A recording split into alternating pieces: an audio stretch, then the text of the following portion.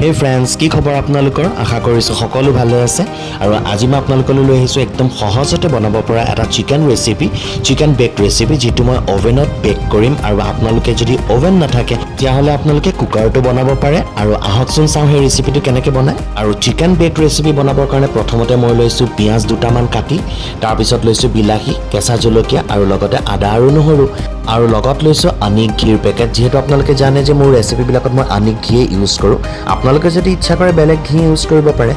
আৰু চিকেনখিনি মই আগতে ধুই পেলাই নেমু 2 চামুচ আৰু লগত দিছো অকমান আদা নহৰুৰ পেষ্ট দি পেলাই মই মেৰিনেট কৰি ৰাখিছো তেতিয়া চিকেনৰ ফ্লেভাৰটো খুব ধুনীয়া আহিব যেতিয়া আপুনি বেক কৰিব আৰু এতিয়া মই তাত দি দিম কাটি থোৱা বিলাহীখিনি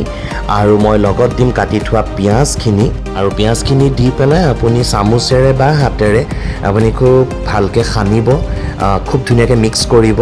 আৰু এটা কথা এই ৰেচিপিটোত তেল ইউজ কৰা নহয় সেইকাৰণে মই দিছো আনিক ঘি আৰু আনিক ঘিটো যদি যোগ কৰি দিয়ে তেতিয়াহলে 2 চামুচৰ সমান হ'ব আৰু এতিয়া মই চিকেনখিনিত দিম 2 চামুচ কাশ্মীৰী মিৰ্চ পাউডাৰ আপুনি কাশ্মীৰী মিৰ্চটো ইউজ কৰিব পাৰে আৰু লগতে দিছো মই ব্লেক পেপাৰ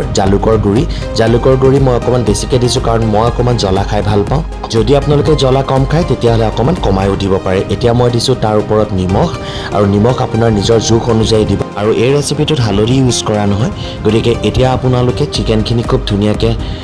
চামুচেৰে মিক্স কৰি ল'ব আৰু এই ৰেচিপিটো যেতিয়া বনাই হৈ যাব বিশ্বাস ৰাখক আপোনালোকে ভাতৰ লগতো খাব পাৰিব ৰুটিৰ লগতো খাব পাৰিব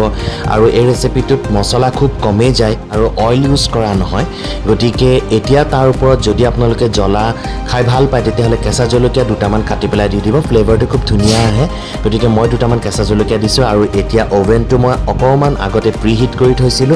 আৰু এতিয়া মই ওভেনত ভৰাই দিলো চিকেনখিনি আৰু ওভেনৰ যিটো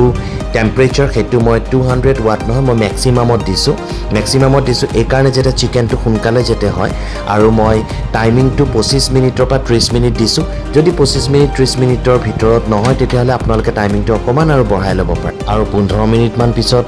আপোনালোকে এবাৰ চিকেনখিনি উলিয়াই চাব যে চিকেনৰ লুকটো কেনেকুৱা হৈছে চাওক খুব ধুনীয়াকৈ লাহে লাহে বস্তুবোৰ গলিবলৈ ধৰিছে আৰু খুব ধুনীয়াকৈ মিক্স হৈছে তো এতিয়া আপোনালোকে অকমান লৰাই দিব নমাই আনি অকমান চামুচেৰে লৰাই দিব তল ওপৰ কৰি ল'ব